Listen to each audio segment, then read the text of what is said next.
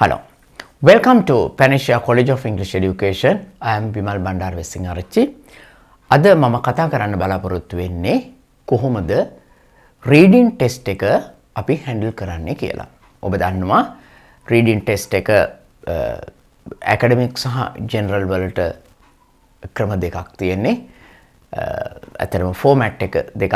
නමුත් general approach එක දෙකේම එක සමානයි.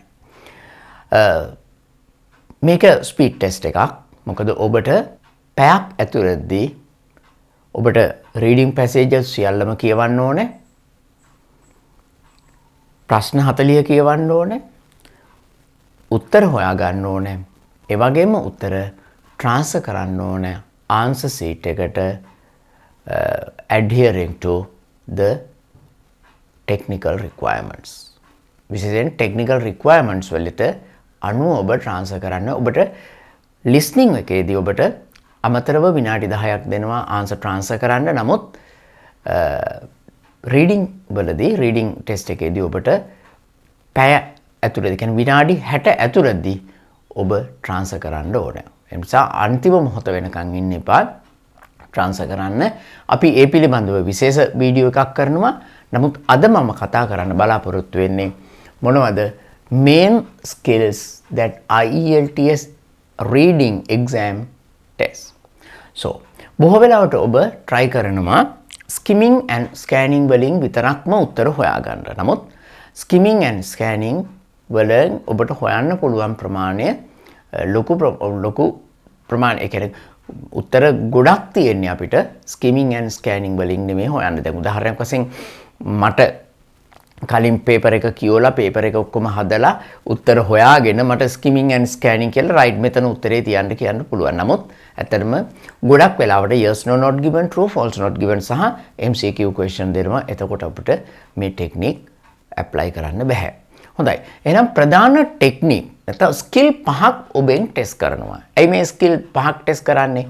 ඔබට reading test එකේ reading context එකෙන් බලන්නේ ඔබට survive වෙන්න පුළුවන් වෙන්න ඕනේ different context වල. මොකද සමහර වෙලාවට ඔබ academic සඳහා කරනවා, සමහර වෙලාවට job purpose සඳහා කරනවා. මේ මොකේදී කරත් ඔබට English speaking environment එකේදී එහෙම නැත්නම් reading environment එකේදී ඔබට survive වෙන්න පුළුවන් වෙන්න ඕනේ. ඒක තමයි ප්‍රධානම වශයෙන් question වර්ග 16ක් තියෙනවා. ඒකෙන් සාමාන්‍යයෙන් 8ක් 11ක් වාගේ ප්‍රමාණයක් ඔබගේ ටෙස්ට් එකට එනවා. එතකොට ඔබ දැනගන්න ඕනේ ටෙක්නික් භාවිතා කරලා පැයක් ඇතුළතදී ප්‍රශ්න වලට උත්තර සපයන්න. මම වෙනම වීඩියෝ එකක් කරනවා කොහොමද ටෙක්නික් ඇප්ලයි කරන්න කියලා. මොකද මේ වීඩියෝ එකෙන් කරන්න බැරි හින්දා.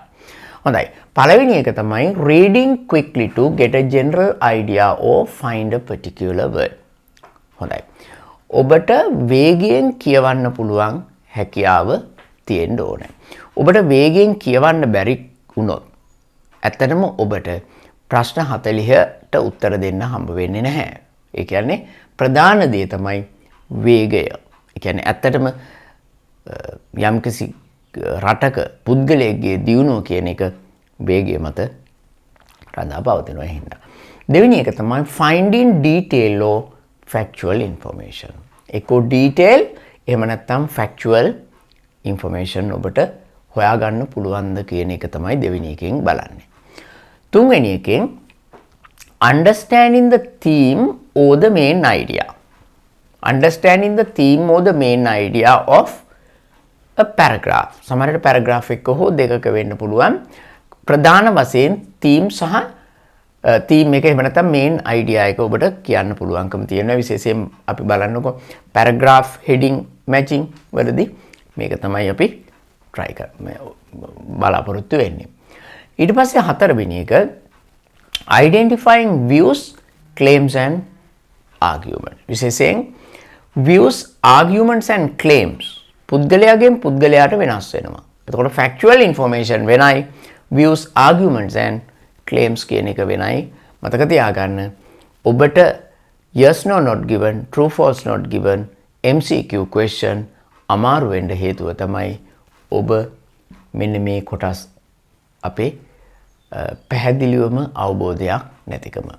සහ හතරවෙනි එක තමයි identifying the overall theme of the passage. මේක ඇත්තටම මේක බලාපොරොත්තු වෙන්නේ global MCQ question එකකින්. බොහෝ වෙලාවට identifying the overall theme of the passage ප්‍රශ්න එකයි තියෙන්නේ 40. නමුත් 40න් එක කියන එකත් අපිට matter of changing the bad score වෙන්න පුළුවන්. හොඳයි. එතකොට මේ ප්‍රශ්න වලට අදාළ මේ ස්කිල්ස් වලට අදාළ ප්‍රශ්න තියෙනවා. ඒ කියන්නේ ප්‍රශ්න 16ක් තියෙනවා ඇකඩමික් වලදී විවිධ වර්ග ප්‍රශ්න 16ක්. ඒ ප්‍රශ්න 16 මේවා යටතට වැටෙනවා. දැන් උදාහරණයක් වශයෙන් skimming and scanning මේ කියන්නේ අපිට particular word එකක් හොයාගන්න. එහෙම නැත්නම් මේ අපි ගත්තොත් ප්‍රශ්නයකට finding information වගේ ප්‍රශ්නයකදී මේකට බලාපොරොත්තු වෙනවා. නමුත් views and claims වගේ දෙයකට ඊට වැඩිය හොඳ analytical බුද්ධියක් අපිට අවශ්‍ය වෙනවා. දැන් අපිට එක ප්‍රශ්නයක් තමයි මේක තියෙන්නේ. අපේ මේ රීඩින් වලදී ශ්‍රී ලංකාවේ මේ හැම එකක්ම ටෙස්ට් වෙන්නේ නැහැ. බොහෝ වෙලාවට උත්තරේ හොයලා උත්තරයක් ලියන්න තමයි තියෙන්නේ. ඒ කියන්නේ එක්ක වචනයක්, එහෙම නැත්නම් වචන කීපයක්, එහෙම නැත්නම් සෙන්ටෙන්ස් එකක්. ඒ කියන්නේ මෙකැනිකල් කොපි කිරීමක් වගේ තමයි තියෙන්නේ. නමුත් මෙතනදී එහෙම බෑ.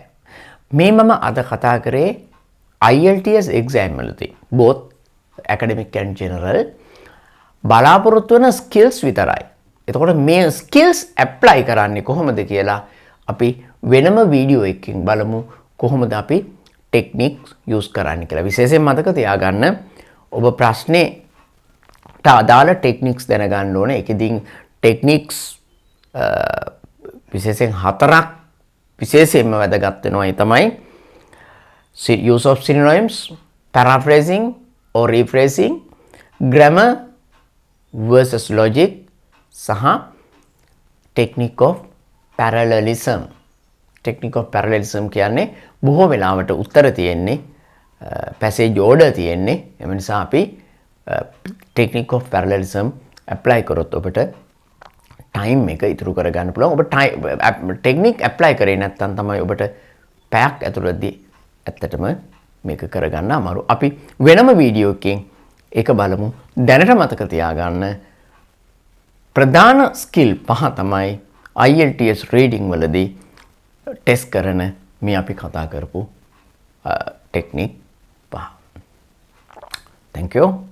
We will meet with another video. Until then, take care. Thank you. Thank you very much.